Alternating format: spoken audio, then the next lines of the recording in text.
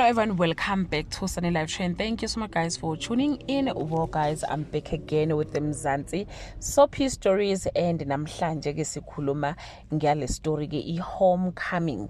Bekade ngayibuki ke guys, but nje sengiglued kuyona emva ukuthi ke kubuye ke amalanga awafani and angazi ukuthi abheke kuphi, so I found myself checking for other options. So then I started watching i-Homecoming and it's very interesting.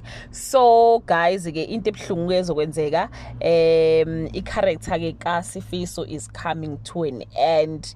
Uzoshona bakithi ke uSifiso ashike amakhosikazi ke akhe awu2. Into ezokwenzeka nabayiveza baveza ukuthi ke njengoba ke ekade lokho ezama ukuthi ke uZethu abu uZethu mesebuyile bagcina bengazwani kahle ke naye ke uSifiso ngenxa ukuthi uZethu does not believe kwi culture kaSifiso. uZethu does not believe in lezi indaba zamadlozi and indaba zobungoma nokuthi kufanele kwenzekeni kwathini. So I conflict yabo guys iqale lapho. She started neglecting uSifiso ne culture yakhe, like she was not buying any of izitori zikaSifiso. And ke guys bathi ke uMamkwanyana ke uzwe nje ubhlungu obukhulu mayibona ke indoda yakhe incenga uZethu for uthando ekubene khona ezunkosikazi. So into ezokwenzeka guys ukuthi ke uZethu ke engazi ukuthi ke uzoba ke kwi relationship noShobane.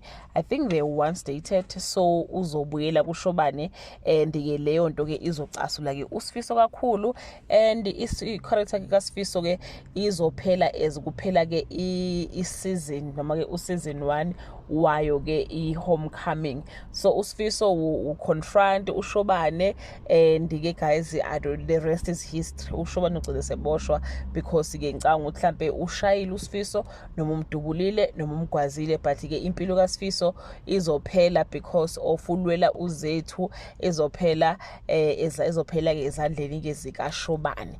So yeah guys, it's so sad because I was starting to enjoy the combination kaMamkwanyana noZethu kanye ke noSifiso, nanokuthi ke uSifiso was the main character in a way kulesa story. And I was thinking maybe because bathi ke uyojoina the new story that is replacing i-TV Scandal abathi ke the Four of Us, I was hoping maybe they can replace him bangamubulali yabo ukuze storyline siqhubeke, but ke they decided otherwise. So engathi uZethu uzogcina seshada noShobane, and uMamkwanyana yena ke nkosami uzosala kanjalo ke egriva engazi ukuthi ke athathe ini ke ayihlanganise nani. So season 1 of Homecoming iyaphela, but we do have season 2 where Homecoming. So yeah guys, that brings us to the end of this video. Do leave a comment below and share your opinion. Bye.